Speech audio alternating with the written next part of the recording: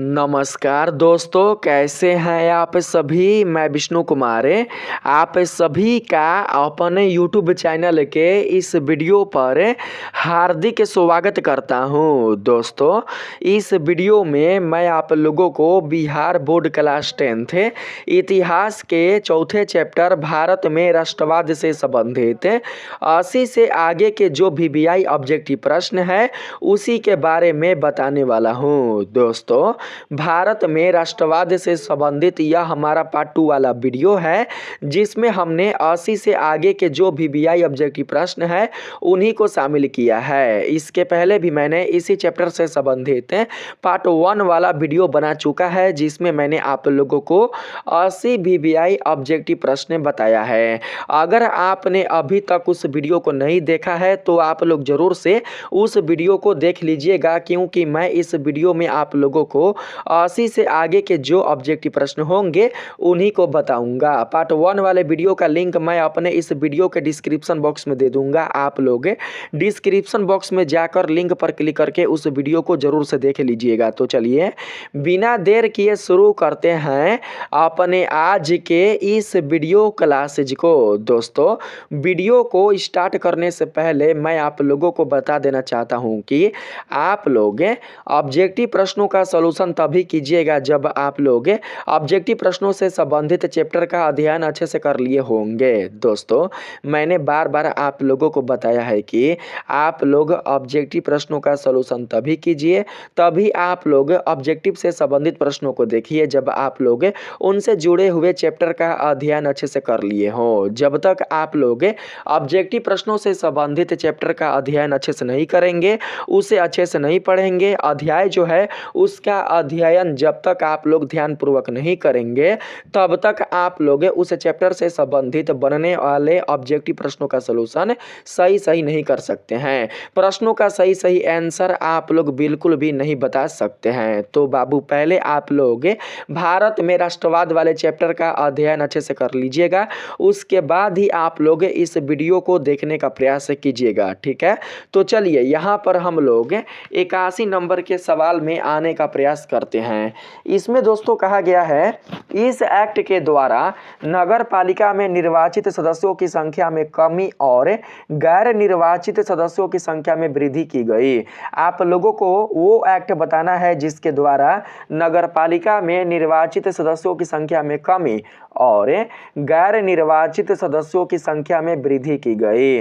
बाबू, आप लोग बताएंगे कि कौन सा एक्ट है जिसके द्वारा नगर पालिका में निर्वाचित सदस्यों की संख्या में कमी कर दी जाती थी और गैर निर्वाचित सदस्यों की संख्या में वृद्धि कर दी जाती थी। आपके सामने ऑप्शन है vernacular press act, arms act, Albert bill या फिर कोलकाता कॉरपोरेशन। यहाँ पर सही आंसर क्या होगा आप लोग बताने का प्रयास करेंगे।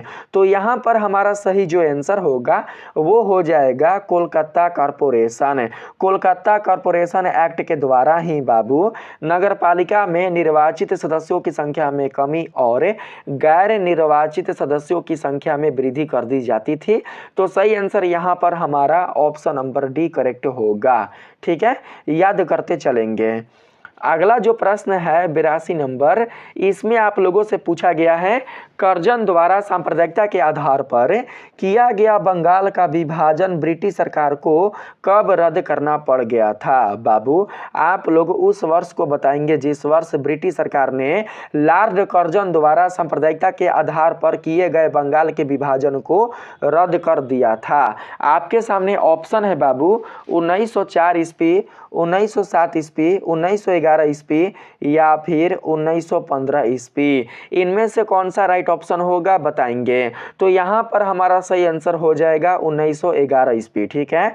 1911 ईस्वी में ही ब्रिटिश सरकार ने लॉर्ड कर्जन द्वारा सांप्रदायिकता के आधार पर किए गए बंगाल के विभाजन को रद्द कर दिया था। तो सही आंसर यहाँ पर हमारा ऑप्शन नंबर सी होगा, ठीक है। याद करते चलेंगे। चलिए अगले प्रश्न पर आते हैं। इसमें आप लोगों से कहा गया है भारत में कपड़ा उद्योग के विकास एवं अंग्रेजों के लाभ हेतु ब्रिटिश सरकार ने आयात शुल्क कब लगाया। बताएंगे बाबू कि जो ब्रिटिश सरकार है उन्होंने भारत में कपड़ा उद्योग के विकास एवं अंग्रेजी लाभ हेतु आयात शुल्क कब लगाया था। अंग्रेजी लाभ कहने का मतलब अंग्रेजों के लिए लाभ, ठीक है। ऑप्शन है आपके सामने 1904 ईस्वी, 1907 ईस्वी, 1911 ईस्वी या फिर 1916 ईस्वी। सही आंसर यहाँ पर क्या होगा 83 का। 83 का यहाँ पर जो सही आंसर होगा हमारा वो हो जाएगा ऑप्शन नंबर डी 1916 ईस्वी। 1916 ईस्वी में ही ब्रिटिश सरकार ने भारत में कपड़ा उद्योग में आयात शुल्क लगाया था। तो सही आंसर हो जाएगा हमारा ऑप्शन नंबर डी। 84 नंबर के सवाल में आते हैं। इसमें आप लोगों से कहा गया है गदर पार्टी की स्थापना करने वाले भारतीय क्रांतिकारी किन देश में बसे थे। किन देशों में बसे थे, ठीक है। यहाँ पर देशों करेक्ट बैठेगा, देशों, किन देशों में बसे थे। यहाँ पर देशों नहीं होगा, देशों में एक से ज्यादा देश हो जाएंगे ना। प्रश्न है गदर पार्टी की स्थापना करने वाले भारतीय क्रांतिकारी किस देश में बसे थे। किन नहीं होगा बाबू, किस देश में बसे थे, आपको बताना है देश का नाम, ठीक है। अगर किन है तो यहाँ पर देशों होगा, किन देशों में बसे थे। तो दो ठो देश है ना बाबू, दो ठो देश है, तो यहाँ पर देशों कर दीजिएगा, सही रहेगा, ठीक है। मैं पीडीएफ में सुधार कर दूंगा। बताएंगे कि गदर पार्टी की स्थापना करने वाले भारतीय क्रांतिकारी किन देशों में बसे थे। अमेरिका और कनाडा में, इंग्लैंड और पोलैंड में, जर्मनी एवं रूस में या फिर इटली एवं तुर्की में। सही आंसर क्या होगा, सही आंसर हो जाएगा बाबू अमेरिका और कनाडा में। अमेरिका और कनाडा में रहने वाले जो भारतीय क्रांतिकारी थे उन्होंने ही बाबू गदर पार्टी की स्थापना लाला हरदयाल के नेतृत्व में की थी। तो सही आंसर यहाँ पर हमारा क्या होगा, option number A. Option number A 84 का बिल्कुल राइट आंसर होगा, आप लोग याद रखेंगे, ठीक है। चलिए 85 नंबर सवाल पर आते हैं। इसमें आप लोगों से कहा गया है 1910 ईस्वी में किस एक्ट के द्वारा उत्तेजित लेख छापने वाले को दंडित करने के लिए पारित किया गया। बाबू ब्रिटिश सरकार के द्वारा 1910 ईस्वी में एक एक्ट दोस्तों पारित किया गया था और यह एक्ट किससे से संबंधित था। यह एक्ट संबंधित था उत्तेजित लेख छापने वाले व्यक्तियों को दंडित करने के लिए, ठीक है। जो भी व्यक्ति भारत के जो भी लोग उत्तेजित लेख छापते थे उन्हें दंडित करने के लिए ही 1910 ईस्वी में इस एक्ट को पारित किया गया था ब्रिटिश सरकार के द्वारा। आप लोग बताएंगे कि कौन सा एक्ट है जिसके द्वारा उत्तेजित लेख छापने वाले को दंडित करने के लिए इसे पारित किया गया था। तो सही आंसर क्या होगा, सही आंसर क्या होगा बताएंगे। Vernacular press act, arms act, Ilbert bill या फिर इंडियन प्रेस एक्ट। तो यहाँ पर सही आंसर हो जाएगा हमारा इंडियन प्रेस एक्ट।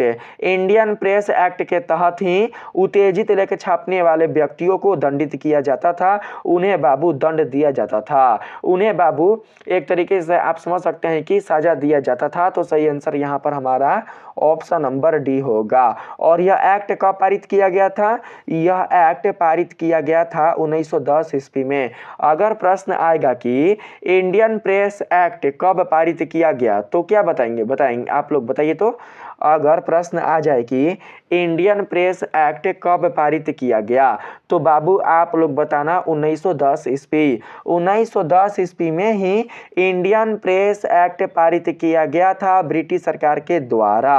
और यह एक्ट किस लिए पारित किया गया था, यह एक्ट बाबू इसलिए पारित किया गया था ताकि कोई भी लोग उत्तेजित लेख ना छाप सके। अगर बाबू उत्तेजित लेख छापेंगे तो क्रांतिकारी की जो भावना होगी वो हमारे देश में पैदा होगी, वो हमारे देश में बढ़ेगी। अगर क्रांतिकारी की भावना हमारे देश में बढ़ेगी तो वो ये बाबू अंग्रेजों के लिए काफी नुकसानदेह हो जाएगा, काफी अंग्रेजों के लिए प्रॉब्लम क्रिएट कर सकने वाला हो सकेगा, ठीक है।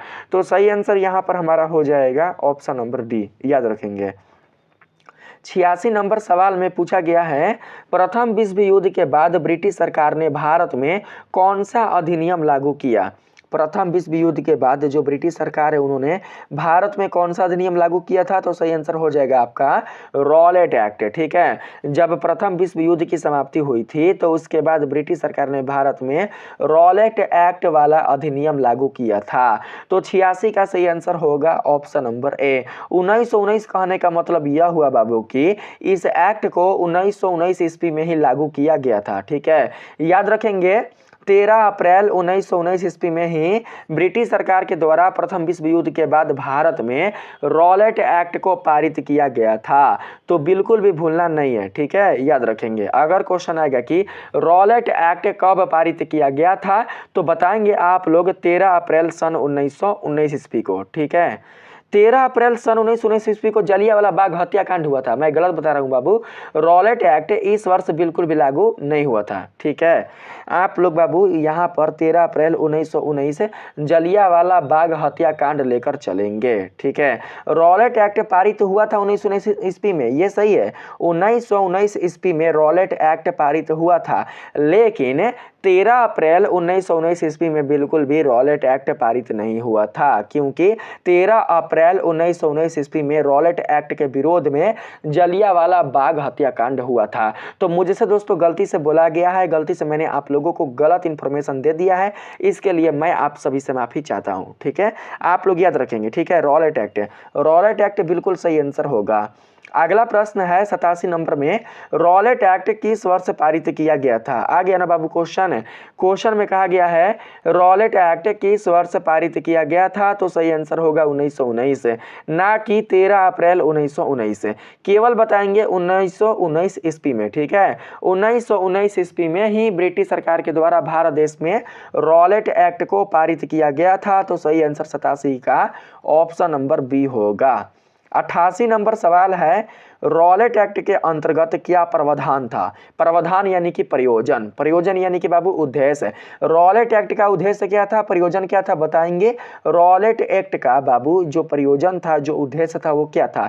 इस एक्ट के तहत क्या हो सकता था? ऑप्शन आपके सामने है। किसी भी भारतीय को बिना मुकदमा चलाए जेल में डाला जा सकता था, भारतीयों को ब्रिटिश सेना में भर्ती होने का आदेश दिया जा सकता था, भारतीयों को व्यापार करने की स्वतंत्रता दी जा सकती थी, या फिर भारतीयों को शिक्षा का अधिकार प्राप्त था। तो सही आंसर यहां पर होगा हमारा ऑप्शन नंबर ए। किसी भी भारतीय को बिना मुकदमा चलाए, बिना न्यायालय में बाबू मुकदमा चलाए जेल में डाला जा सकता था, बिना कोई बाबू केस लड़े ही उसे जेल में डाला जा सकता था।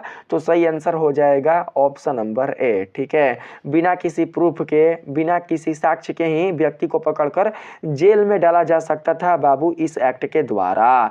तो बिल्कुल भी आप लोग नहीं भूलिएगा। ठीक है, रॉलेट एक्ट के अंतर्गत जो प्रावधान था वो था बिना किसी प्रूफ और बिना किसी वारंट के भारतीय लोगों को जेल में डालना, भारतीय लोगों को जेल में बंद करना, उनके मूल अधिकारों का हनन करना, उनके जो भी मूल अधिकार भारत के संविधान के द्वारा दिए गए हैं उनका कत्ल करना। किसका काम था?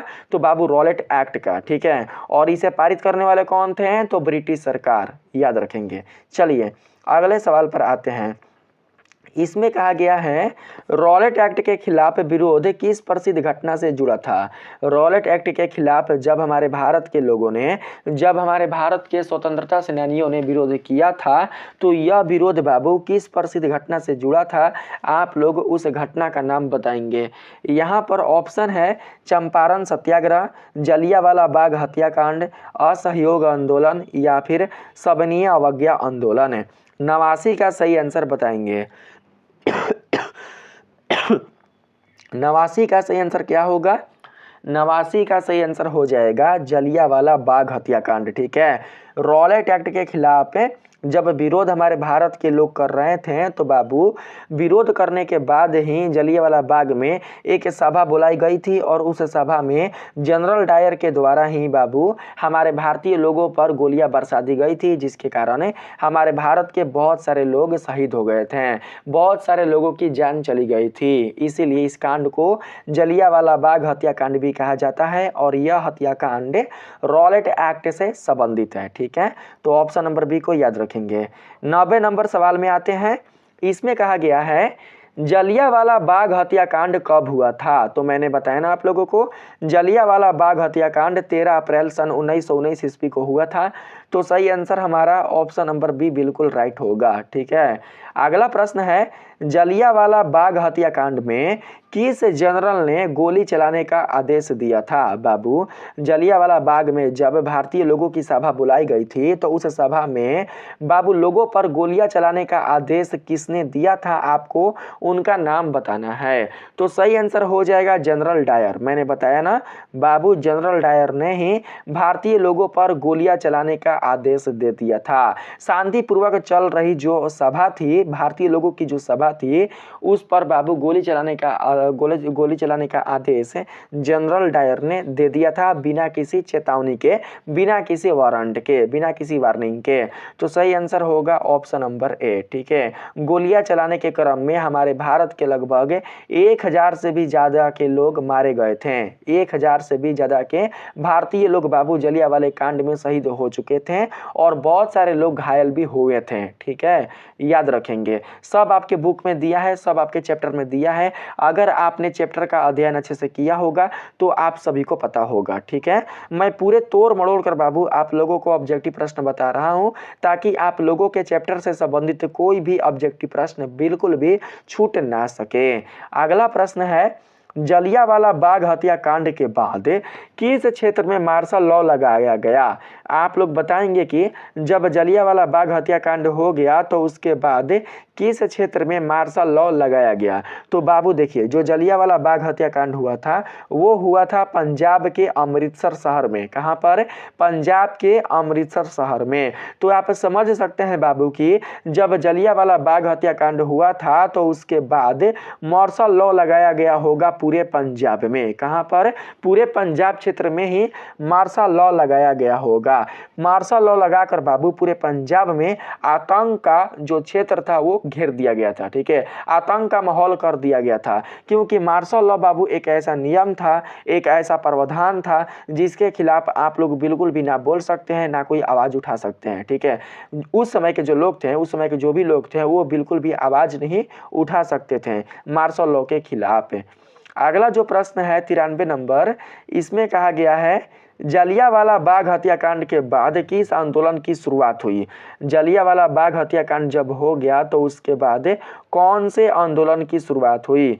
असहयोग आंदोलन, भारत छोड़ो आंदोलन, क्रांति आंदोलन या फिर होम रूल आंदोलन? तो सही आंसर हमारा हो जाएगा यहाँ पर 93 का ऑप्शन नंबर ए, असहयोग आंदोलन। जलियांवाला बाग हत्याकांड के बाद ही महात्मा गांधी के नेतृत्व में एक नया आंदोलन की शुरुआत हुआ था जिसका नाम है असहयोग आंदोलन, खिलाफत आंदोलन बिल्कुल भी नहीं। ठीक है, आप लोग ये मत सोचना बाबू कि सर जलियांवाला बाग हत्याकांड के बाद खिलाफत आंदोलन महात्मा गांधी के द्वारा शुरू किया गया था, लेकिन आप तो असहयोग आंदोलन बता रहे हैं। तो बाबू देखिए, जो खिलाफत आंदोलन है वो जलियांवाला बाग हत्याकांड से अलग है। जलियांवाला बाग हत्याकांड से बिल्कुल भी जुड़ा हुआ नहीं है, बल्कि वो इस्लामिक धर्म से जुड़ा हुआ है। तुर्की में शासन करने वाले जो ऑटोमन सम्राट हैं उनसे बाबू जुड़ा हुआ है, इसलिए बिल्कुल भी हम लोग इस हत्याकांड को नहीं जोड़ेंगे। किससे?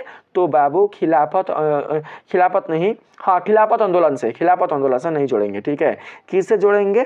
असहयोग आंदोलन से जोड़ेंगे। असहयोग आंदोलन बिल्कुल राइट आंसर होगा। हाँ, अब जो आप लोगों का यहाँ पर असहयोग आंदोलन है ना, यह आंदोलन जुड़ जाएगा खिलाफत आंदोलन से, क्योंकि जब खिलाफत आंदोलन के शुरू करने के बाद हमारे भारत के लोगों को, हमारे भारतीय मुसलमानों को न्याय नहीं मिला था ब्रिटिश सरकार के द्वारा, तो बाबू उसके बाद महात्मा गांधी ने असहयोग आंदोलन की शुरुआत की थी। इसलिए कह सकते हैं कि हमारा असहयोग आंदोलन खिलाफत आंदोलन से जुड़ा है, लेकिन बिल्कुल भी खिलाफत आंदोलन जलियांवाला बाग हत्याकांड से जुड़ा नहीं है। ठीक है, चलिए अगले प्रश्न पर आते हैं 94 नंबर में।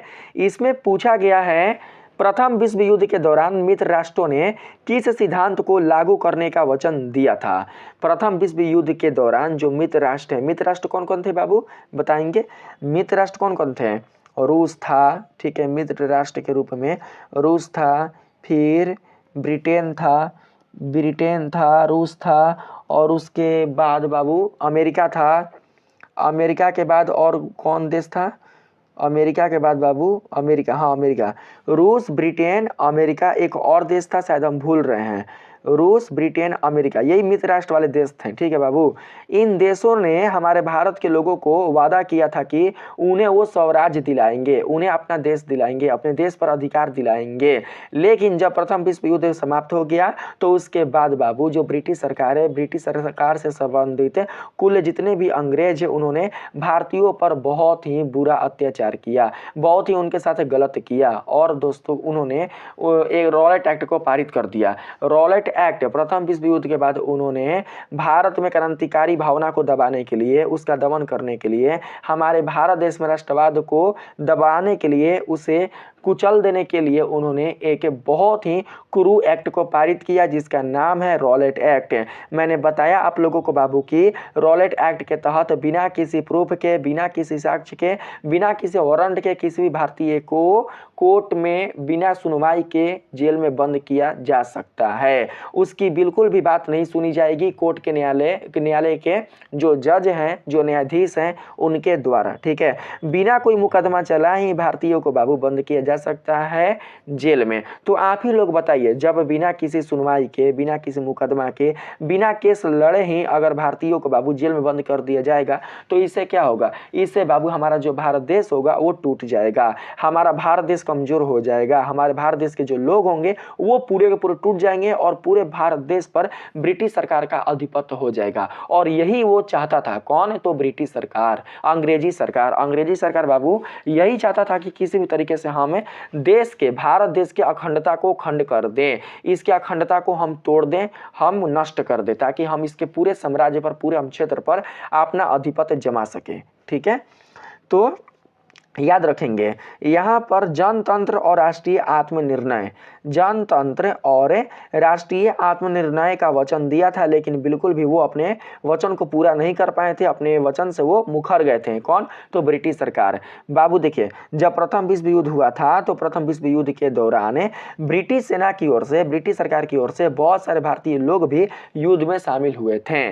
ब्रिटिश सरकार की तरफ से, ब्रिटेन की तरफ से बहुत सारे हमारे भारत के सेनानी भी, हमारे भारत के स्वतंत्रता सेनानी वाले जो लोग हैं वो भी शामिल हुए थे युद्ध के क्रम में। लेकिन बाबू युद्ध जैसे ही खत्म हो गया तो उसके बाद इन लोगों की जो बाबू मेहनत है, इन लोगों की जो कुर्बानी है वो ब्रिटिश सरकार भूल गई, वो बिल्कुल भी इनके कुर्बानी को सफल नहीं बनाई। ठीक है, उन्होंने आश्वासन दिया था, ब्रिटिश सरकार ने भारत के लोगों को आश्वासन दिया था कि अगर आप हमारे युद्ध में शामिल होते हैं, मेरे तरफ से अगर आप युद्ध करते हैं तो आपको युद्ध के बाद, प्रथम विश्व के युद्ध के बाद मैं आप लोगों को आपका स्वराज्य दिलवाऊंगा। लेकिन वो बिल्कुल भी अपना वचन पूरा नहीं करते हैं। इससे क्या होता है कि हमारे भारत देश के जितने सारे नागरिक हैं उनमें असंतोष उत्पन्न हो जाता है, उनमें बाबू नाराजगी उत्पन्न हो जाता है, और नाराजगी उत्पन्न होने के कारण वे लोग ब्रिटिश सरकार के खिलाफ आवाज उठाना शुरू कर देते हैं। लेकिन ब्रिटिश सरकार के सैनिकों के द्वारा इनके आवाज को दबा दिया जाता है और उसके ऊपर ही एक और कड़ा नियम लगा दिया जाता है रॉलेट एक्ट के रूप में। ठीक है, चलिए अगले प्रश्न पर आने का प्रयत्न हम करते हैं। इसमें बाबू क्या कहा गया है, आप लोग देखिएगा। इसमें कहा गया है प्रथम विश्व युद्ध के बाद मित्र राष्ट्रों ने अपने उपनिवेशों के साथ क्या किया। मित्र राष्ट्रों मैंने यही ना बताया आपको, ब्रिटेन बताया था, रूस बताया था, और ब्रिटेन, रूस, और उसके बाद बाबू था फ्रांस, फ्रांस भी था बाबू, है ना, याद आ गया। फ्रांस था, रूस था, ब्रिटेन था, और एक और देश था, वो था अमेरिका। याद रखेंगे, अमेरिका। ठीक है, इन्हीं को कहा जाता है मित्र राष्ट्र। 1917 में, ठीक है, 3 साल के बाद, प्रथम विश्व युद्ध के शुरू हो जाने के 3 साल के बाद 1917 ईस्वी में अमेरिका बाबू मित्र राष्ट्रों की तरफ से युद्ध किया था। किसके प्रति? तो केंद्रीय जो राष्ट्र है ना, केंद्रीय जो बाबू देश है उनके प्रति। केंद्रीय देश कौन कौन थे? केंद्रीय देश था बाबू ऑस्ट्रिया था, याद रखेंगे। केंद्रीय देश में ऑस्ट्रिया था, उसके बाद बाबू हंगरी था, इटली था, और जर्मनी। इन्हीं को कहा जाता है केंद्रीय शक्ति या फिर केंद्रीय राष्ट्र। इन्हीं के विरुद्ध युद्ध लड़ा गया था, प्रथम विश्व युद्ध। प्रथम विश्व युद्ध इन्हीं दो गुटों के बीच लड़ा गया था, इटली, ऑस्ट्रिया, हंगरी, और उसके बाद बाबू इटली, ऑस्ट्रिया, हंगरी, और उसके बाद जर्मनी। याद रखेंगे, ठीक ना। ये 4 देशों को क्या कहा जाएगा, तो केंद्रीय शक्ति या फिर केंद्रीय राष्ट्र, याद रखेंगे। चलिए यहाँ पर बोला गया है प्रथम विश्व युद्ध के बाद मित्र राष्ट्रों ने अपने उपनिवेशों के साथ क्या किया, तो गलत व्यवहार किया, कठोर नियंत्रण स्थापित किया, कठोर नियंत्रण स्थापित किया ताकि पूरे भारत पर उनका ही नियंत्रण हो सके, उनका ही साम्राज्य स्थापित हो सके। तो 95 का हमारा सही आंसर होगा ऑप्शन नंबर बी, आप सभी याद रखेंगे।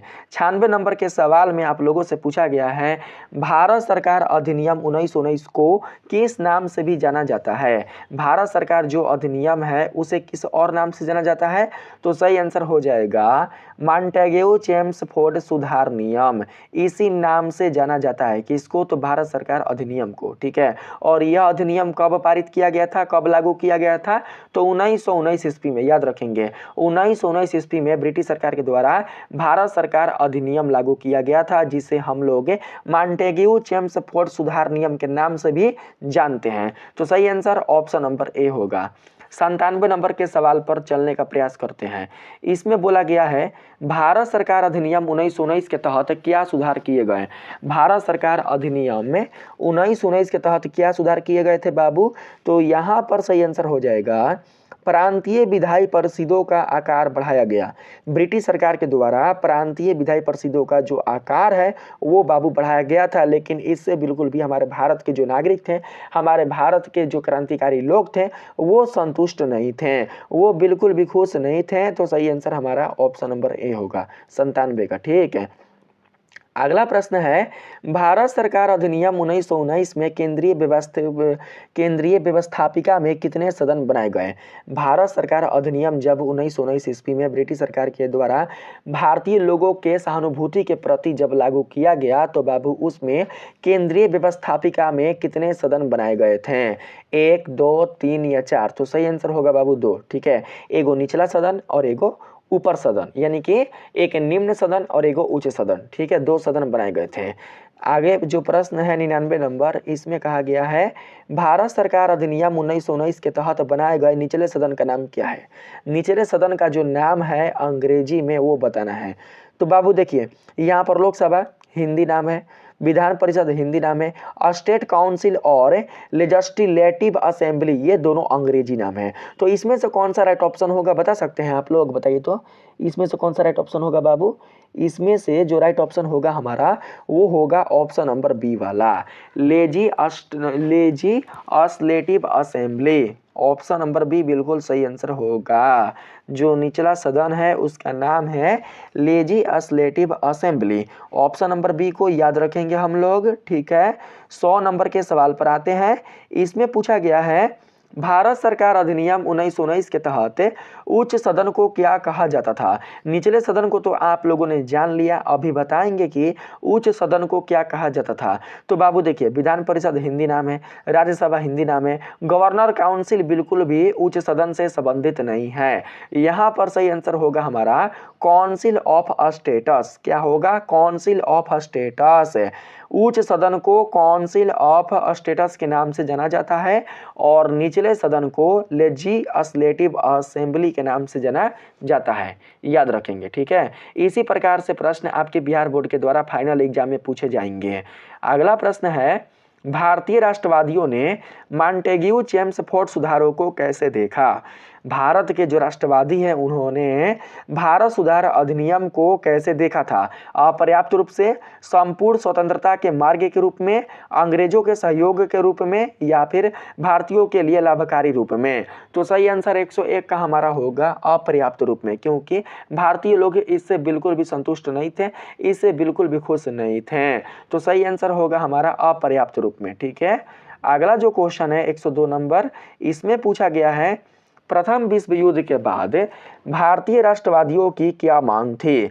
प्रथम विश्व युद्ध के बाद जो भारतीय राष्ट्रवादी थे उनकी क्या मांग थी, तो पूर्ण स्वराज्य, पूर्ण स्वराज की मांग थी। ठीक है, तो सही आंसर होगा बाबू ऑप्शन नंबर ए। लेकिन पूर्ण स्वराज ब्रिटिश सरकार के द्वारा इन्हें नहीं मिलती है। इन्हें बाबू परिताड़ित किया जाता है, इन्हें पारित किया जाता है, इन्हें कई प्रकार के कष्ट दिया जाता है। किसके द्वारा? तो ब्रिटिश सरकार के द्वारा। कोई भी अगर भारत के लोग, कोई भी अगर भारत के क्रांतिकारी अपने देश के प्रति, अपने राष्ट्र के प्रति अगर आवाज उठाता था तो बाबू ब्रिटिश के सैनिकों के द्वारा उसे मार दिया जाता था या फिर उसे जेल में बंद कर दिया जाता था, जैसे महात्मा गांधी को बंद कर दिया गया था। ठीक है, तो ऑप्शन नंबर ए को याद रखेंगे।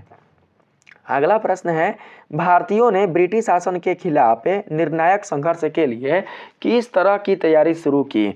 जब भारत में रहने वाले लोगों को ब्रिटिश सरकार के द्वारा किए गए वादा का जो फल है वो नहीं मिला था, तो उसके बाद बाबू भारतीयों ने ब्रिटिश शासन के खिलाफ निर्णायक संघर्ष के लिए किस तरह की तैयारी शुरू की थी? राजनीतिक, सामाजिक, आर्थिक या धार्मिक? तो सही आंसर होगा राजनीतिक। राजनीतिक जो तैयारी है वो शुरू की थी। तो 103 का सही आंसर हमारा ऑप्शन नंबर ए होगा। आप लोग याद रखेंगे बाबू। ठीक है, 104 नंबर सवाल में कहा गया है, ये वो कहावत है ना, लोहा को लोहा काटता है, एक वो कहावत आप लोगों ने सुना होगा। जिस प्रकार से लोहा लोहा को काटता है, ठीक है इसी प्रकार से बाबू राजनीति को ही काटेगी। ठीक है, ब्रिटिश सरकार ने राजनीति रची थी। उन्होंने बाबू पहले वादा किया था भारत के लोगों को कि आप लोग प्रथम विश्व युद्ध में मेरे तरफ से युद्ध लड़िए, मेरा समर्थन कीजिए, मेरे सैनिकों का साथ दीजिए, मैं युद्ध के बाद आप लोगों का पूरा साथ दूंगा, पूरा समर्थन दूंगा, आपका जो देश है वो मैं आप लोगों को लौटा दूंगा और साथ ही पूरे देश पर आप लोगों का राज्य होगा, पूर्ण स्वराज आप लोगों को मिलेगा। लेकिन युद्ध समाप्ति के बाद वो अपने वचनों से मुखर जाते हैं, वो अपने दिए गए वादों को पूरा नहीं कर पाते हैं। यानी कि उन्होंने राजनीति किया था। किसने? तो ब्रिटिश सरकार ने। तो जिस प्रकार से ब्रिटिश सरकार ने हमारे भारत लोगों के साथ राजनीति षड्यंत्र किया था, ठीक है इसी प्रकार से जितने सारे हमारे भारत के महान क्रांतिकारी थे, हमारे महान जो भी पुरुष थे, उन्होंने भी बाबू राजनीति रचा था। किसके खिलाफ? तो ब्रिटिश सरकार के खिलाफ, ब्रिटिश सैनिकों के खिलाफ। और उन्होंने अपने राजनीति के बल पर ही, अपने राजनीति के द्वारा ही हमारे भारत से इन सभी अंग्रेजों को बाहर भगाया था, हमारे भारत से सभी ब्रिटिश सरकार को बाहर निकाला था। ठीक है, तो याद रखेंगे। चलिए अगले प्रश्न पर आते हैं। इसमें पूछा गया है, प्रथम विश्व युद्ध ने भारतीय स्वतंत्रता संग्राम को किस प्रकार प्रभावित किया? प्रथम विश्व युद्ध ने भारतीय स्वतंत्रता संग्राम को किस प्रकार प्रभावित किया? राष्ट्रवाद को बढ़ाया, आंदोलन को कमजोर किया, भारतीयों को अंग्रेजों का समर्थन मिला या फिर स्वतंत्रता आंदोलन समाप्त हो गया? तो राष्ट्रवाद को बढ़ाया। ठीक है, 104 का सही आंसर होगा बाबू ऑप्शन नंबर ए। प्रथम विश्व युद्ध के दौरान भारतीय स्वतंत्रता संग्राम को, राष्ट्रवाद को बढ़ाने वाला बाबू एक नई ऊर्जा मिल गई थी। सही आंसर ऑप्शन नंबर ए होगा। नेक्स्ट प्रश्न है, भारत सरकार अधिनियम 1919 में प्रांतीय संस्कारणीय सरकार है। भारत सरकार अधिनियम 1919 में प्रांतीय सरकारों को क्या प्रदान किया गया? द्वैध शासन प्रणाली, पूर्ण स्वतंत्रता, ब्रिटिश अधिकारियों का नियंत्रण या फिर सैनिक शासन? तो सही आंसर होगा द्वैध शासन प्रणाली। याद रखेंगे बाबू। ठीक है, भारत सरकार अधिनियम 1919 में प्रांत के जो सरकार है उन्हें द्वैध शासन प्रणाली प्रदान किया गया था। द्वैध कहने का मतलब दो प्रकार के शासन, दो प्रकार का शासन उन्हें दिया गया था। किसके अंतर्गत? तो बाबू भारत सरकार अधिनियम के अंतर्गत। किनको? तो प्रांतीय सरकारों को। ठीक है, जो प्रांत के जो क्षेत्र के सरकार हैं उनको दिया गया था यह नियम। तो सही आंसर ऑप्शन नंबर ए होगा। अगला सवाल है, द्वैध शासन प्रणाली का क्या अर्थ है? लीजिए आइए गया प्रश्न। प्रश्न में कहा गया है द्वैध शासन प्रणाली का क्या अर्थ था? तो बाबू मैंने आप लोगों को बताइए दिया, द्वैध का मतलब होता है दो। द्वैध का मतलब क्या होता है? द्वैध का मतलब होता है दो प्रकार का शासन करने वाला। ठीक है, दो प्रकार के शासन करने की व्यवस्था को ही द्वैध शासन प्रणाली कहा जाता है। तो देखिए इसमें कहा गया है प्रशासन के दो भाग। पहला होगा निर्वाचित भारतीय भाग और दूसरा नियुक्त ब्रिटिश अधिकारी। तो देखिए इसमें दो भाग है ना बाबू, दो भाग है ना। एक है निर्वाचित भारतीय, यानी कि एक वो सदस्य जिसका निर्वाचन भारत के लोग करेंगे, और दूसरा वो सदस्य जिसे खुद ब्रिटिश अधिकारी नियुक्त करेगा। और भारत पर इन दोनों का अधिकार रहेगा। किनका? निर्वाचित भारतीय का और नियुक्त ब्रिटिश अधिकारी का। ठीक है, तो इसी को कहा जाता है द्वैध शासन प्रणाली। चलिए अगले नंबर के हम लोग सवाल पर आने का प्रयास करते हैं। इसमें पूछा गया है द्विवेद शासन प्रणाली में कौन अधिक शक्तिशाली था, गवर्नर, भारतीय मंत्री, ब्रिटिश संसद या फिर भारतीय राष्ट्रीय कांग्रेस। तो 107 का सही आंसर हमारा होगा बाबू गवर्नर। कौन था शक्तिशाली, तो गवर्नर। राइट आंसर हमारा ऑप्शन नंबर ए होगा। आप सभी गवर्नर याद रखेंगे, ठीक है। चलिए अगले प्रश्न पर आते हैं। इसमें कहा गया है प्रथम विश्व युद्ध के समय भारतीयों को क्या उम्मीद थी। प्रथम विश्व युद्ध के समय भारतीयों को यह उम्मीद थी कि उन्हें उनका स्वराज्य वापस मिलेगा, उन्हें अपने देश पर अधिकार वापस मिलेगा, जो अंग्रेज होंगे वो उन्हें स्वतंत्रता प्राप्त कर देंगे। तो सही आंसर यहाँ पर हमारा हो जाएगा अंग्रेज उन्हें स्वतंत्रता देंगे, यानी कि उसे आज़ाद कर देंगे, उन्हें आज़ाद कर देंगे, हमारे भारतीय लोगों को मुक्त कर देंगे।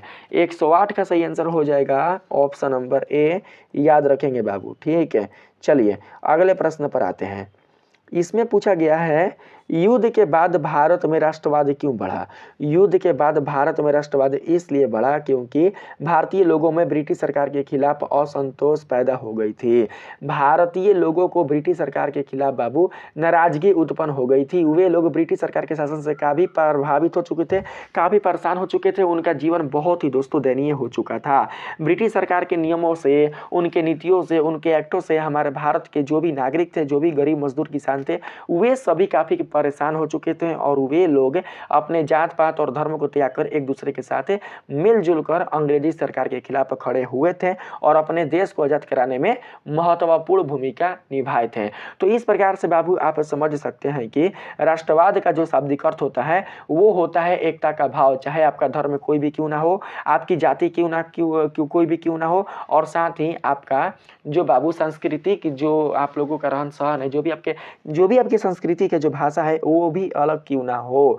अगर हमारे देश में, हमारे भारत देश में रहने वाले सभी लोगों के पीछे प्रेम है, प्यार है, एक दूसरे के साथ मिलजुल कर इंसानियत के भाव से अगर रहते हैं तो हम कह सकते हैं कि हमारा भारत देश एक अखंडता का देश है। हमारे भारत देश में राष्ट्रवाद का प्रसार है, ठीक है। तो इस तरीके से आपने समझा कि युद्ध के बाद भारत में राष्ट्रवाद इसलिए बढ़ा क्योंकि हमारे भारत देश में अंग्रेजों के कठोर शासन थे। तो सही आंसर 109 का ऑप्शन नंबर ए होगा। बाबू मैं आप लोगों को ऑब्जेक्टिव प्रश्नों से ही इतना ज़्यादा बता दूंगा कि अगर आप लोग चैप्टर का अध्ययन अच्छे से नहीं भी किए होंगे तो आप लोगों का जो चैप्टर होगा वो कंप्लीट हो जाएगा, ठीक है। आइए आगे बढ़ने का प्रयास करते हैं। इसमें कहा गया है प्रथम विश्व युद्ध के दौरान भारतीयों ने ब्रिटिश सेना में कितने सैनिक भेजे थे। प्रथम विश्व युद्ध के दौरान ब्रिटेन के खिलाफ हमारे भारतीय जो लोग हैं उन्होंने ब्रिटिश सेना में कितने सैनिक भेजे थे। तो सही आंसर 110 का हो जाएगा हमारा ऑप्शन नंबर ए, लगभग 13 लाख। याद रखिएगा दोस्तों, लगभग 13 लाख भारतीय लोग ब्रिटिश सेना में शामिल हुए थे ब्रिटेन के समर्थन में, ठीक है। ब्रिटेन के समर्थन में किसके खिलाफ है, तो केंद्रीय सत्ता के खिलाफ है, केंद्रीय राष्ट्रों के खिलाफ है। तो सही आंसर ऑप्शन नंबर ए होगा। अगला प्रश्न है युद्ध के दौरान भारतीय अर्थव्यवस्था पर क्या प्रभाव पड़ा। युद्ध के दौरान भारतीय अर्थव्यवस्था पर जो प्रभाव पड़ा था वो बहुत ही बाबू खराब पड़ा था। अगर हम यहाँ पर सही ऑप्शन सेलेक्ट करें तो वो हो जाएगा महंगाई बढ़ गई। युद्ध के दौरान, प्रथम विश्व युद्ध के दौरान हमारे भारत देश में महंगाई बहुत ही ज़्यादा बढ़ चुकी थी, महंगाई चरम सीमा पर चली गई थी। तो बाबू यहाँ पर हम लोग ऑप्शन नंबर ए को ही सही आंसर मानेंगे। ना कि व्यापार बढ़ गया, ना कि बेरोजगारी खत्म हो गई, ना कि उद्योग खत्म हो गए। बेरोजगारी खत्म हो जाएगी तो हमारा भारत देश और समृद्ध हो जाएगा, ठीक है। प्रथम विश्व युद्ध के बाद हमारा भारत देश की जो अर्थव्यवस्था होगी वो और भी ज़्यादा समृद्ध हो जाएगी। अगर बेरोजगारी खत्म हो जाती है तो व्यापार बढ़ेगा तो लोगों को रोजगार भी मिलेगा। लेकिन यहाँ पर तो बाबू ये दोनों नहीं होंगे, क्या होगा, तो महंगाई बढ़ गई, ठीक है। चलिए अगले प्रश्न पर आते हैं। इसमें पूछा गया है खिलाफत आंदोलन किससे संबंधित था। आ गया है खिलाफत आंदोलन, ठीक है बाबू। खिलाफत आंदोलन से संबंधित जो प्रश्न है वो आ चुके हैं, आप लोग ध्यान से पढ़िएगा और समझिएगा। बोला गया है खिलाफत आंदोलन किससे संबंधित था। भारतीय किसानों के अधिकारों से, ऑटोमन तुर्की के खलीफा की सुरक्षा से, ब्रिटिश शासन के समर्थन से या फिर व्यापारिक गतिविधियों से। तो मैं बाबू आप लोगों लोगों को बता दूं कि जो खिलाफत आंदोलन है वो संबंधित था खलीफा से। खिलाफत यानी कि खलीफा, याद रखेंगे, खिलाफत यानी कि खलीफा। और खलीफा कौन थे? तो तुर्की के ऑटोमन। खलीफा का मतलब होता है सम्राट।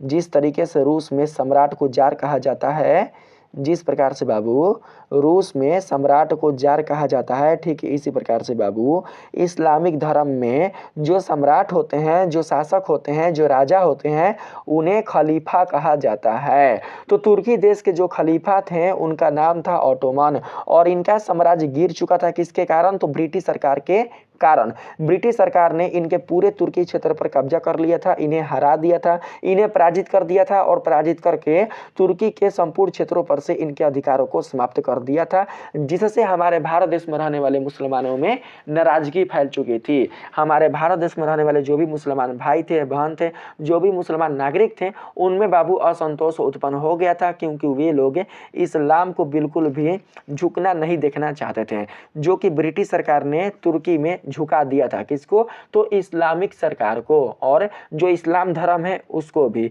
इसलिए हमारे भारत के जो मुसलमान थे वो काफी बाबू परेशान हो चुके थे, काफी उनके अंदर ये समझ सकते हैं कि गुस्सा और जो क्रोध है वो पैदा हो चुका था। किसके खिलाफ? तो ब्रिटिश सरकार के खिलाफ है। तो याद रखेंगे, खिलाफत आंदोलन संबंधित था ऑटोमन तुर्की के खलीफा की सुरक्षा से, क्योंकि पूरा विश्व बाबू ऑटोमन को इस्लामिक सम्राट मानता था। पूरे विश्व के जो भी इस्लाम होते थे, पूरे विश्व, पूरे दुनिया के जो भी बाबू मुसलमान होते थे, खासकर अगर हम बात करें भारत के, विश्व तो यहाँ पर ले लिए, लेकिन विश्व के साथ अगर हम खासकर भारत की बात करें तो भारत के जो भी बाबू मुसलमान थे, वे मुसलमान भाई, जो मुसलमान नागरिक थे, वे तुर्की के खलीफा का बहुत ही समर्थन करते थे। वे मानते थे कि ऑटोमन हमारे इस्लामिक ग्रंथों का, इस्लामिक जो भी पवित्र स्थल है उनका वो संरक्षक है, उनकी वो रक्षा करता है। ठीक है, वो हमारे एक तरीके से समझ सकते हैं कि हमारे वो एक तरीके से आराध्य है। कौन? तो ऑटोमन। तो मैंने जो भी बाबू आप लोगों को बताया है वो सब पढ़कर ही बताया है। अगर कोई गलती हो तो आप लोग कमेंट में बताइएगा, ठीक है। चलिए, यहाँ पर ऑप्शन नंबर बी बिल्कुल सही आंसर होगा। अगला प्रश्न है, खिलाफत आंदोलन क्यों शुरू हुआ? खिलाफत आंदोलन क्यों शुरू हुआ? तो इस्लाम की रक्षा के लिए, इस्लामिक रक्षा के लिए ही खिलाफत आंदोलन शुरू हुआ था। इसमें लिखा गया है भारतीय मुस्लिमों के धार्मिक भावनाओं की रक्षा के लिए। भारत के जो मुसलमान थे वे काफ़ी दोस्तों प्रभावित हो चुके थे। किसके द्वारा? तो ब्रिटिश सरकार द्वारा, इस्लामिक को बदनाम करने के द्वारा। ठीक है, जब ब्रिटेन ने तुर्की पर अधिपत्य कर लिया था, तुर्की के शासक, तुर्की के खलीफा ऑटोमन का साम्राज्य बाबू जब गिरा दिया था, उनके साम्राज्य का जब पतन कर दिया था, तो इससे हमारे भारत के मुसलमानों में नाराजगी बढ़ गई थी। वे लोग अपने इस्लाम को बिल्कुल भी झुकना नहीं देखना चाहते थे। तुर्की में रहने वाले कुल जितने सारे मुसलमान लोग थे वे भी काफ़ी पीड़ित हो चुके थे, काफ़ी वे भी बाबू परेशान हो चुके थे अंग्रेजी नीति से, उनके शासन से। वहाँ के जो मुसलमान थे वो भी काफ़ी परेशान थे, और भारत के जो लोग थे वो भी ब्रिटिश सरकार की नीतियों से काफ़ी परेशान थे, क्योंकि ब्रिटिश सरकार भारत में भी कब्जा किया हुआ था और साथ ही तुर्की में भी कब्जा किया हुआ था, और साथ ही साथ इस्लाम धर्म का जो खलीफा थे ऑटोमन, उनको वो भगा दिया था। किसी भी क्षेत्र पर उनको कोई भी अधिकार नहीं दिया था। इसलिए हमारे भारत के जो मुसलमान थे वो असंतुष्ट थे ब्रिटिश शासन से। चलिए, अगले प्रश्न पर हम लोग आते हैं। ऑप्शन नंबर बी बिल्कुल सही आंसर होगा। खिलाफत आंदोलन क्यों शुरू हुआ? तो भारतीय मुस्लिमों के धार्मिक भावनाओं की रक्षा के लिए, ताकि हमारे इस्लाम की रक्षा हो सके, हमारा इस्लाम बिल्कुल भी व्यर्थ ना जा सके, हमारे इस्लाम को कोई नीचा ना दिखा सके। ठीक है, अगला प्रश्न है, खिलाफत आंदोलन के समय भारत के वायसराय कौन थे?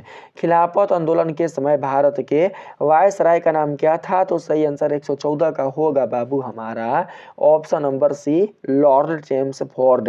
Lord Chelmsford, option number C बिल्कुल करेक्ट आंसर होगा। आप लोग याद रखिएगा, लॉर्ड चेम्सफोर्ड सही आंसर होगा। ठीक है, चलिए नेक्स्ट प्रश्न पर आते हैं।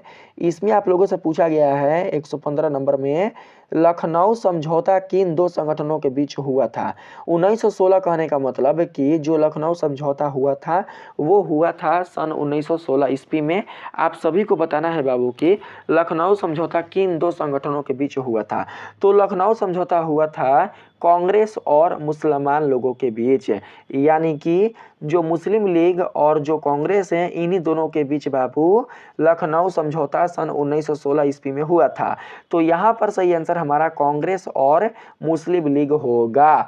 भारत के लोग, भारत के जो भी हिंदू लोग हैं, हिंदू कहने का मतलब हिंदू मानने वाले कुल जितने सारे धर्म के लोग हैं और जो मुस्लिम लोग हैं वे सभी एक दूसरे के साथ मिल गए थे। एक दूसरे के साथ मिलकर क्रांतिकारी जो भावना थी उसे वो आगे बढ़ा दिए थे। ठीक है, राष्ट्रवाद को आगे बढ़ाने के लिए एकता का जो स्वरूप था वो बहुत ही विशाल मात्रा में भारत में स्थापित हो चुका था। किसके कारण?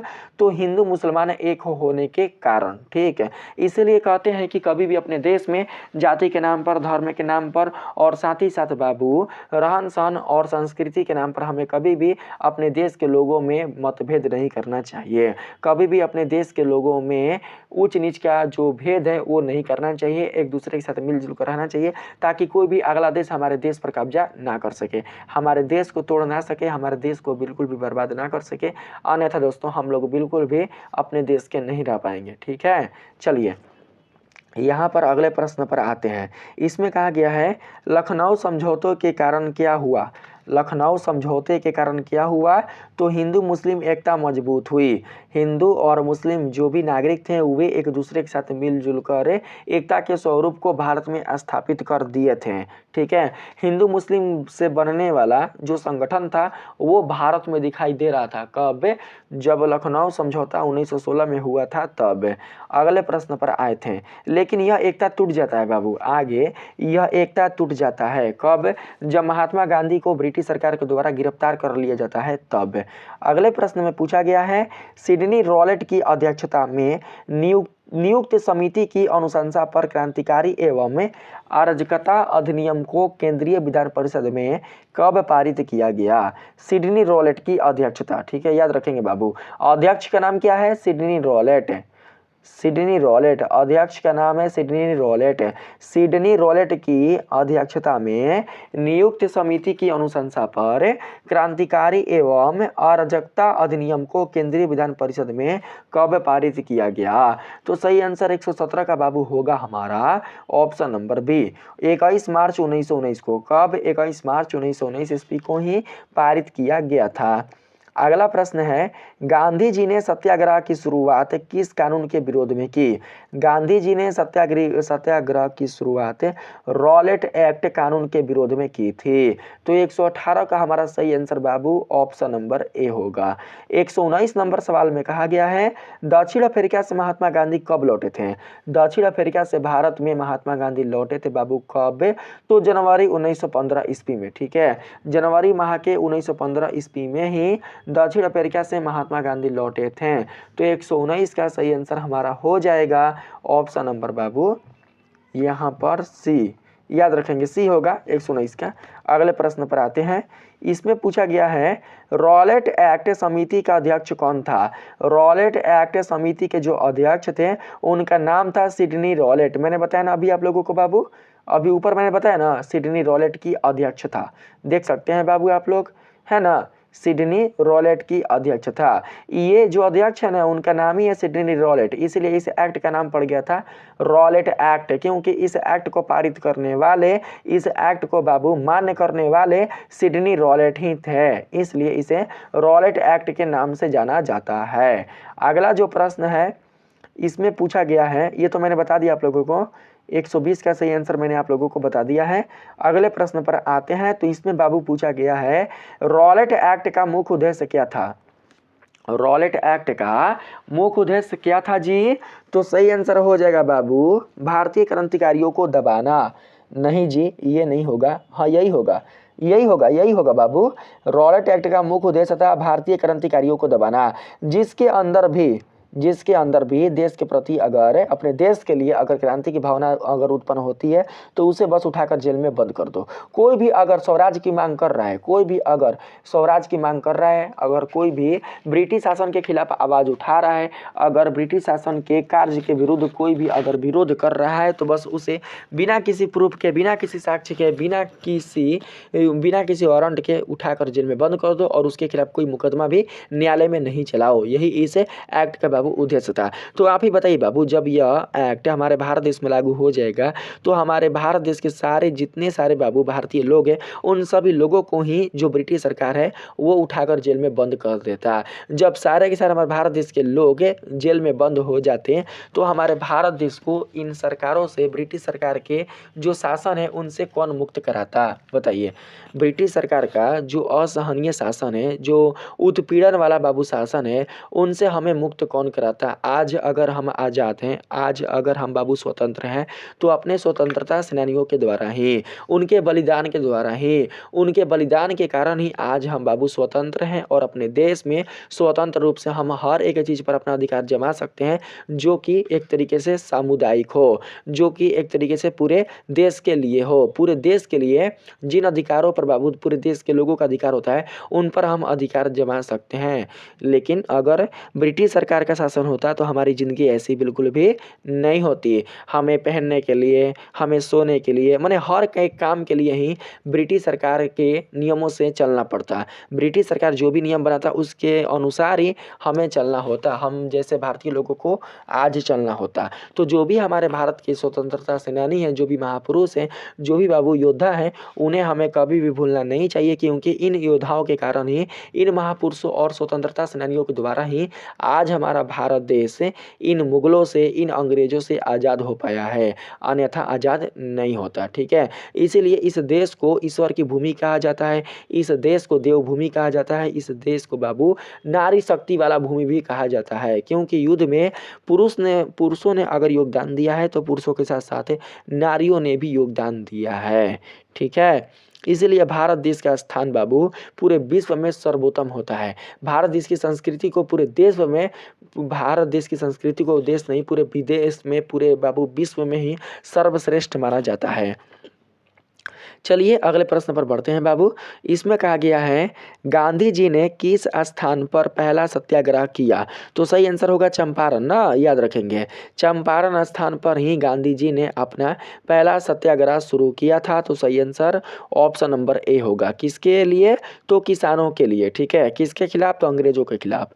अगला सवाल है कांग्रेस के वार्षिक अधिवेशन के स्वागत समिति के सदस्य निम्न में से कौन थे। तो डॉक्टर सत्यपाल एवं किचलू। इन दोनों को बाबू अंग्रेजी सरकार के द्वारा, अंग्रेजी सेना के द्वारा उठाकर जेल में बंद कर दिया जाता है। कब? तो 9 अप्रैल 1919 ईस्वी को, याद रखेंगे। 9 अप्रैल 1919 ईस्वी को डॉक्टर सत्यपाल एवं किचलू को बाबू उठाकर अंग्रेजी सेना के द्वारा बंद कर दिया जाता है। जब इनके गिरफ्तारी के विरोध में हमारे भारतीय सेना जलियांवाला बाग सभा में गए थे तो उन पर जनरल डायर बाबू गोली चलवा देते हैं। इनके विरोध के लिए ही, ठीक है, डॉक्टर सत्यपाल एवं किचलू के गिरफ्तारी विरोध के लिए ही बाबू वे लोग जलियांवाला बाग सभा में गए थे, क्योंकि जलियांवाला बाग सभा को बुलाने वाले कौन थे? जलियांवाला बाग सभा को बुलाने वाले जनरल डायर ही थे। ठीक है, अगले प्रश्न पर आते हैं। ऑप्शन नंबर ए सही होगा, याद रखेंगे आप लोग। अगले प्रश्न पर आते हैं। इसमें कहा गया है खेड़ा सत्याग्रह कब हुआ। प्रश्न पूछ सकता है बाबू कि खेड़ा सत्याग्रह कब हुआ। तो 124 का सही आंसर हमारा हो जाएगा 1918। 1918 ईस्वी में खेड़ा सत्याग्रह हुआ था। और खेड़ा जो सत्याग्रह है यह बाबू संबंधित था किसानों से ही। ऑप्शन नंबर ए 124 का बिल्कुल सही आंसर होगा। नहीं 124 का 1918 होगा। 1918 ऑप्शन नंबर बी बिल्कुल सही आंसर होगा। 125 नंबर सवाल है बाबू, खेड़ा सत्याग्रह का मुख्य कारण क्या था। तो किसानों की फसल खराब होना। 125 का सही आंसर हमारा हो जाएगा ऑप्शन नंबर ए, किसानों की फसल खराब होना। अंग्रेजी शासन के द्वारा, अंग्रेजी जो नीतियां हैं उनके द्वारा किसानों की फसलें खराब हो गई थी। अंग्रेजों द्वारा लगाया गया बाबू जो प्रावधान है, उन प्रावधान के द्वारा, उन नियमों के द्वारा ही किसानों की फसलें बर्बाद हो चुकी थी। तो इसीलिए बाबू जो महात्मा गांधी हैं उन्होंने खेड़ा सत्याग्रह शुरू किया था। तो सही आंसर ऑप्शन नंबर ए होगा।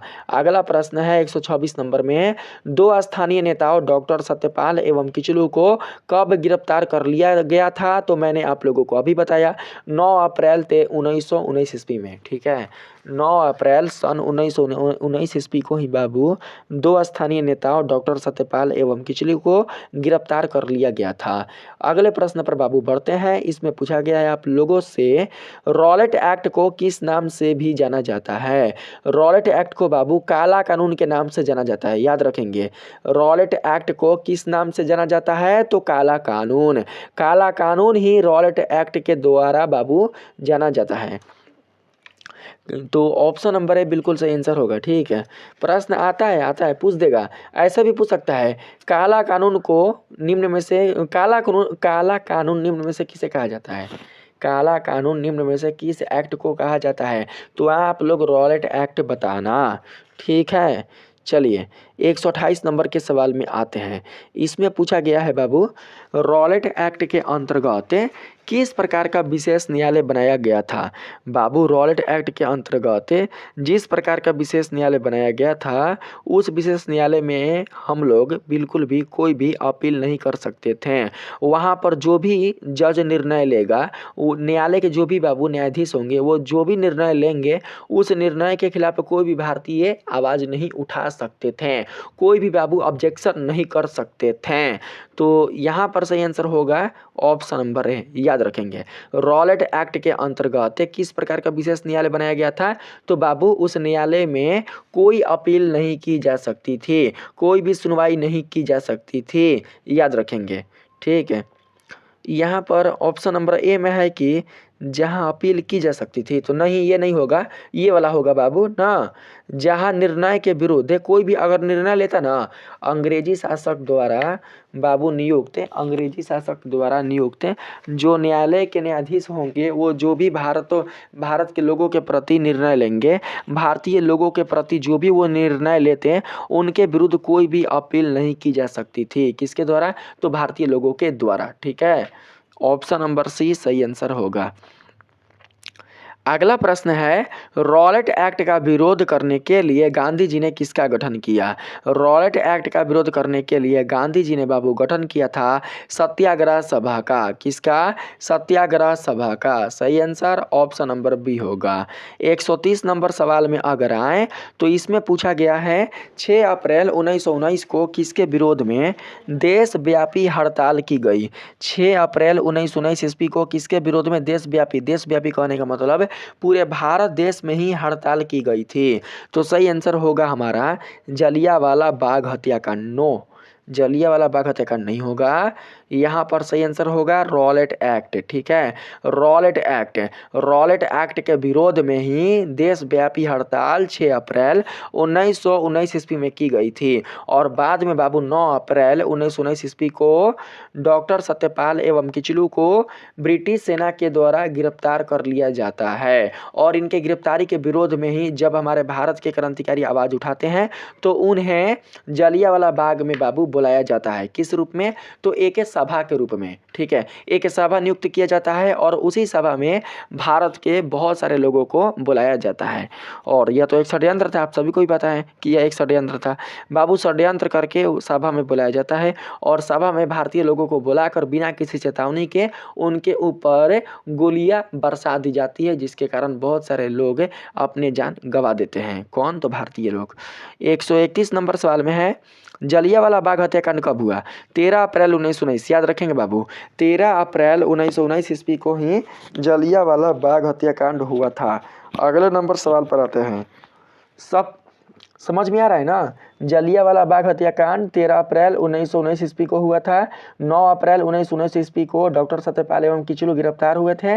6 अप्रैल 1919 ईस्वी को पूरे भारत देश में बाबू भारतीय लोगों के द्वारा हड़ताल हुआ था। किसके खिलाफ?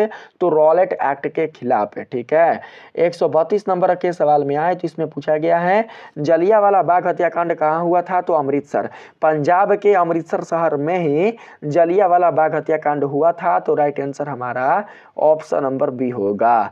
133 नंबर सवाल में पूछा गया है, जलियांवाला बाग हत्याकांड के समय पंजाब का गवर्नर कौन था।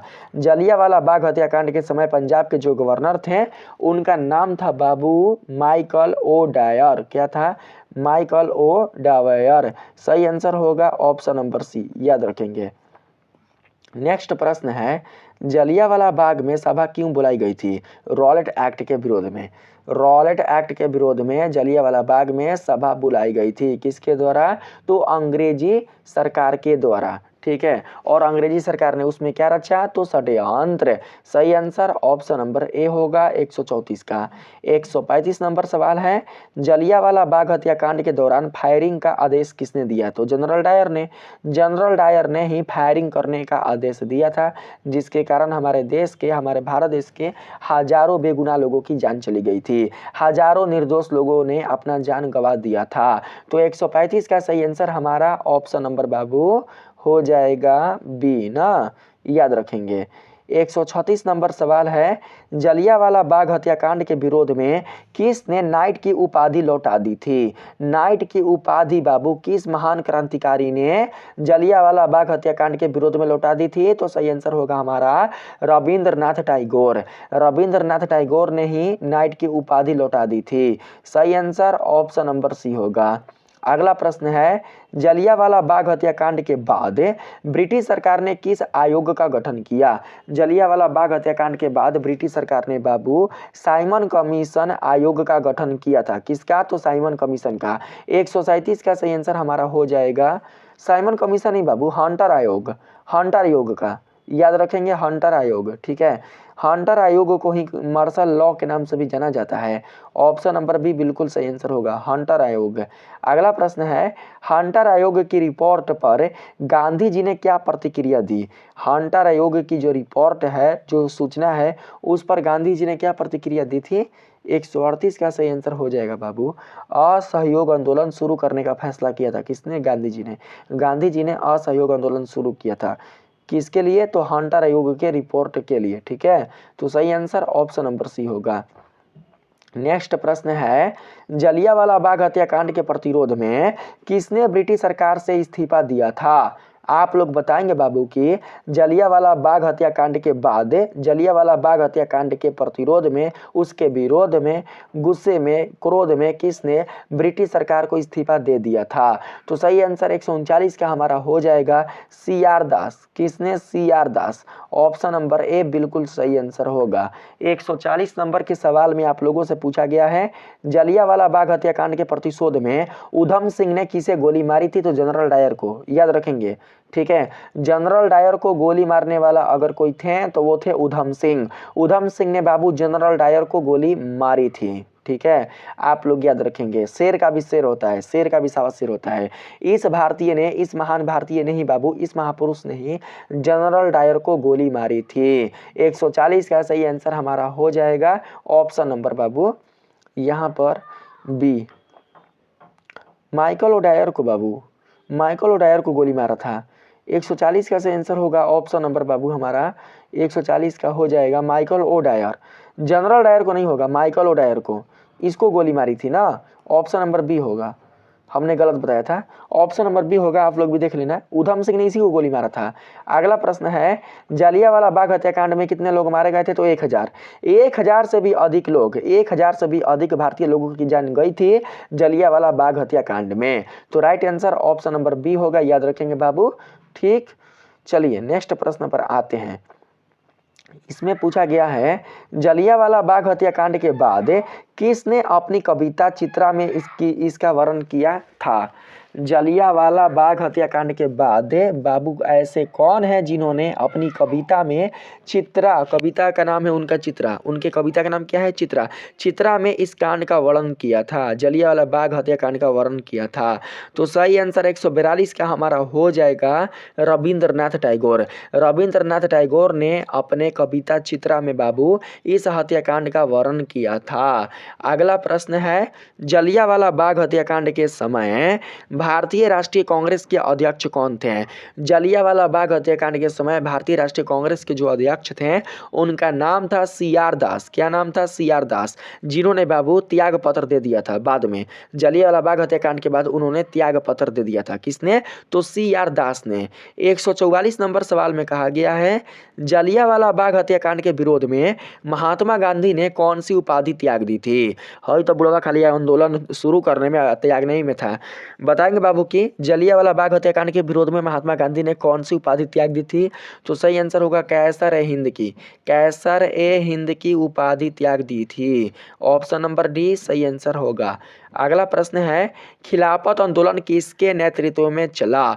तो शौकत अली और मोहम्मद अली के नेतृत्व में। ठीक है, मुसलमानों, भारतीय मुसलमानों के नेतृत्व करने वाले जो थे उनका नाम था शौकत अली और मोहम्मद अली। याद रखेंगे बाबू ना। भारत में इस्लाम की रक्षा के लिए और साथ ही ऑटोमन साम्राज्य को पुनः खड़ा करने के लिए जो बाबू इस्लाम मुसलमान समाज के जो समर्थक थे उनका नाम था शौकत अली और मोहम्मद अली। शौकत अली और मोहम्मद अली के नेतृत्व में ही गांधी जी के सहयोग से खिलाफत आंदोलन की शुरुआत हुई थी। तो सही आंसर ऑप्शन नंबर बी होगा 145 का। अगला प्रश्न है, असहयोग आंदोलन और खिलाफत आंदोलन एक साथ क्यों शुरू किए गए? असहयोग आंदोलन और खिलाफत आंदोलन एक साथ इसलिए शुरू किए गए थे क्योंकि खिलाफत आंदोलन में बिल्कुल भी ब्रिटिश सरकार नहीं सुनी थी।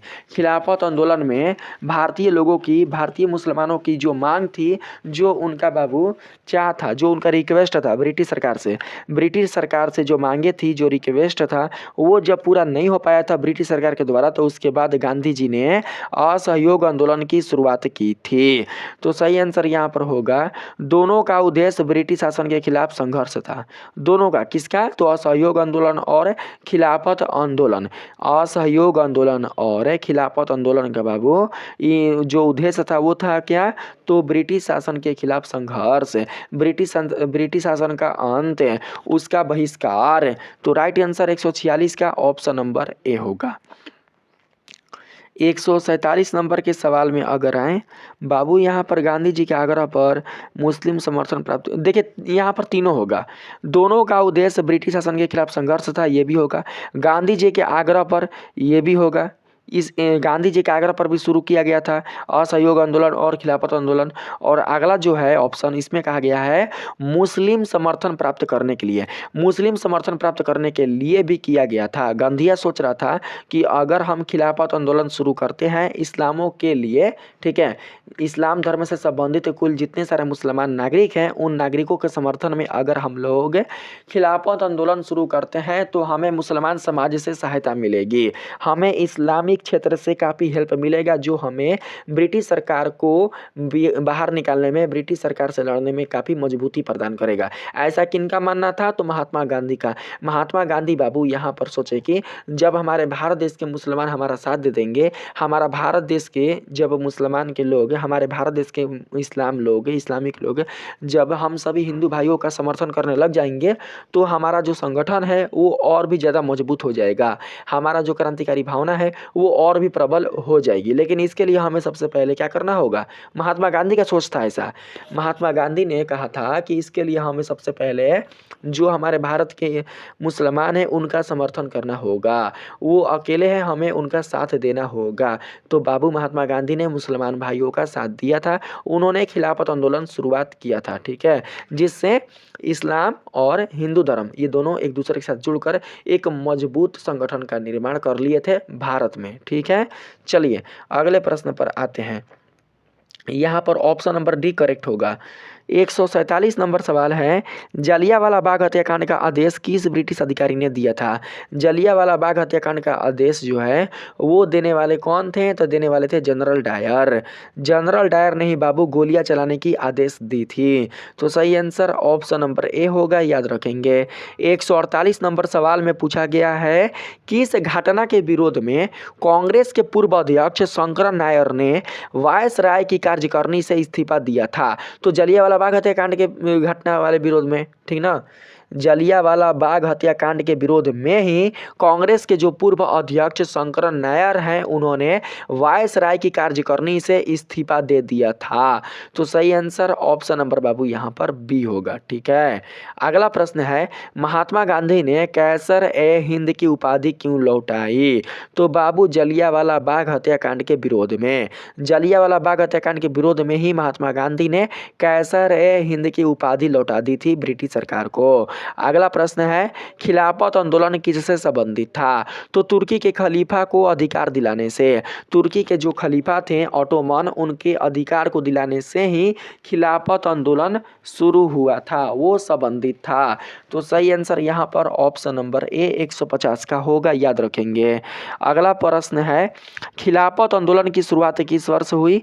खिलाफत आंदोलन की जो शुरुआत है वो हुआ था बाबू कब? वो हुआ था 1920 ईस्वी में। ठीक है, ऑप्शन नंबर सी बिल्कुल करेक्ट आंसर होगा। देखिए खिलाफत आंदोलन और असहयोग आंदोलन ना बाबू, खिलाफत आंदोलन और असहयोग आंदोलन, इन दोनों आंदोलनों की शुरुआत साथ साथ ही हुई थी। आगे पीछे हुआ था ये बाबू, सही है, आगे पीछे हुआ था, लेकिन 1920 ईस्वी में ही हुआ था। ठीक है, 1920 ईस्वी में। तो याद रखेंगे खिलाफत आंदोलन की भी शुरुआत 1920 ईस्वी में हुई थी और असहयोग आंदोलन की भी शुरुआत 1920 ईस्वी में हुई थी। तो राइट आंसर हमारा 151 का ऑप्शन नंबर सी होगा। अगला प्रश्न है खिलाफत आंदोलन के प्रमुख नेता कौन थे? तो मोहम्मद अली और शौकत अली। मैंने बताया ना, मोहम्मद अली और शौकत अली के नेतृत्व में ही मुसलमानों के समर्थन में इस्लाम धर्म की रक्षा के लिए खिलाफत आंदोलन की शुरुआत की गई थी। तो सही आंसर ऑप्शन नंबर बाबू ए होगा 152 का। अगला जो प्रश्न है 153 नंबर, इसमें पूछा गया है खिलाफत आंदोलन में महात्मा गांधी ने क्यों भाग लिया? इस बुढ़वा ने क्यों भाग लिया आप लोग बताएंगे। खिलाफत आंदोलन में महात्मा गांधी ने इसलिए भाग लिया क्योंकि वो चाहते थे कि हमारे भारत देश के हिंदू और मुसलमान एक हो जाएं, ये दोनों एक दूसरे के साथ मिलजुल कर संगठित हो जाएं, इसलिए महात्मा गांधी ने खिलाफत आंदोलन का समर्थन किया था, वो इस आंदोलन की शुरुआत किए थे।